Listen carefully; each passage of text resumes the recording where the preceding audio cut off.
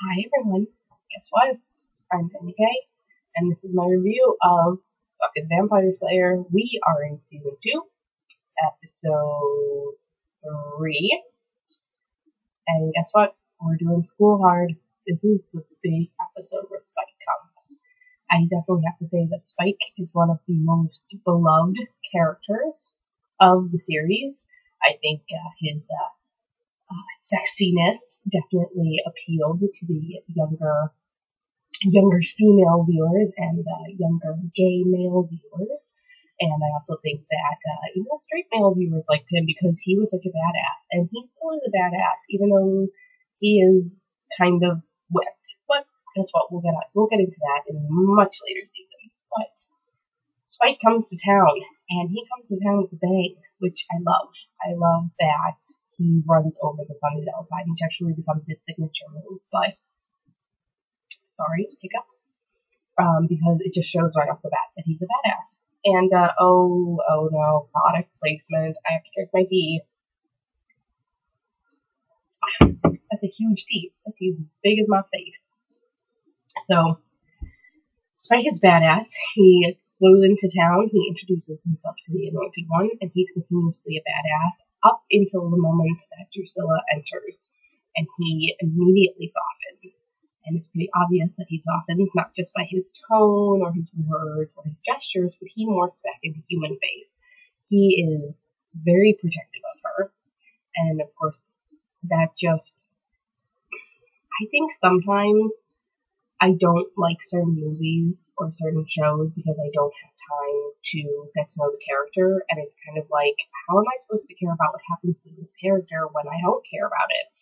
And it's like immediately you know all about Spike. You know his weaknesses, you know his flaws, you know that his weaknesses and his flaws, or well, his weakness is really just one, Drusilla, but other than that, he's freaking awesome.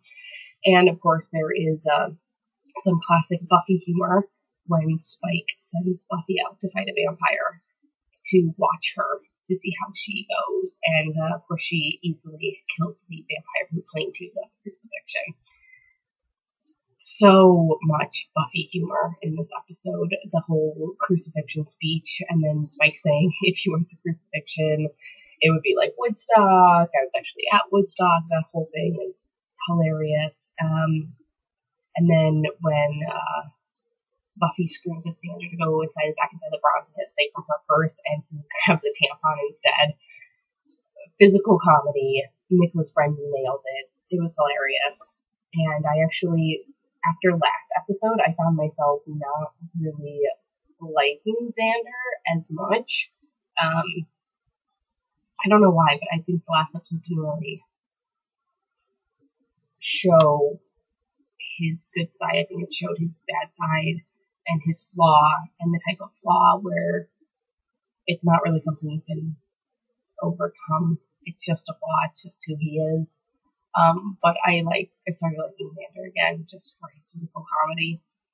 And then, it's been teacher night, and Spike crashes it, and we get to see how much Principal Snyder is out to get Buffy. He even goes as far as having a parent-teacher conference with Joyce, and we don't know what's said, but it's not good.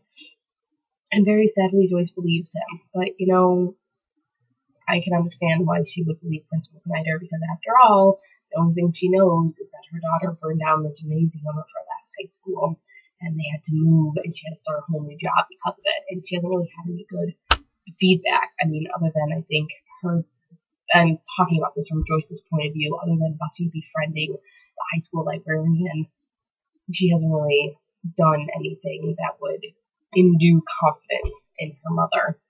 So, but guess what? Buffy gets it back, because Buffy takes care of her mom. She takes care of everybody, except for the one idiot who tried to go out the window because of Principal Snyder's pushing, except for, you know, that guy that got killed, and the old black guy that Spike killed because he just wanted to kill him to make himself feel better, except for, you know, I would say except for those two people, Buffy was able to keep everybody safe, everybody alive, and pretty average kill count in this episode, I think. And Joyce gets, she realizes that her daughter is amazing, and when it counts, Buffy can handle herself, and Buffy will do the right thing, and Buffy kind of is a hero.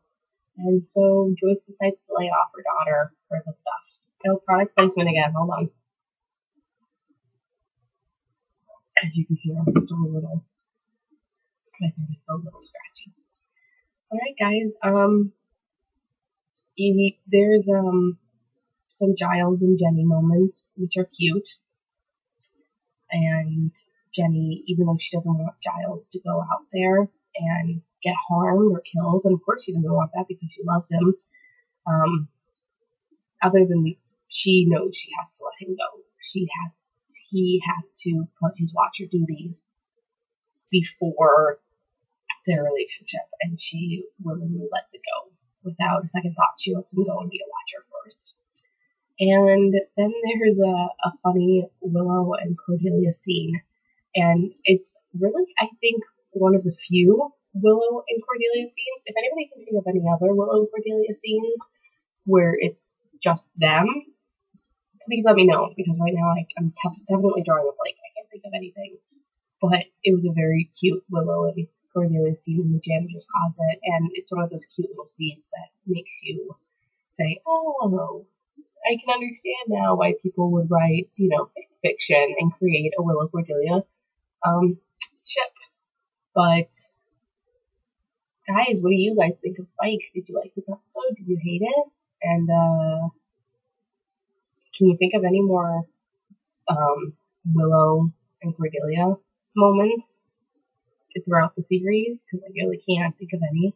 And overall, just tell me your thoughts on this episode, and let's have a discussion about it in the comments below. So thank you so much for sticking with me, you guys. And I'll see you guys in the next episode, which is Inca Mommy Girl, which is that's a Dr. Xander-centric episode. Wow, lots of Xander-centric episodes. We need to get some more Willow-centric episodes and Cordelia-centric episodes, but, well, whatever. I'll see you guys next time. I've been Tennyak. Thank you so much for sticking around for my review of Buffy the Vampire Slayer Season 2, School Heart. Until next time.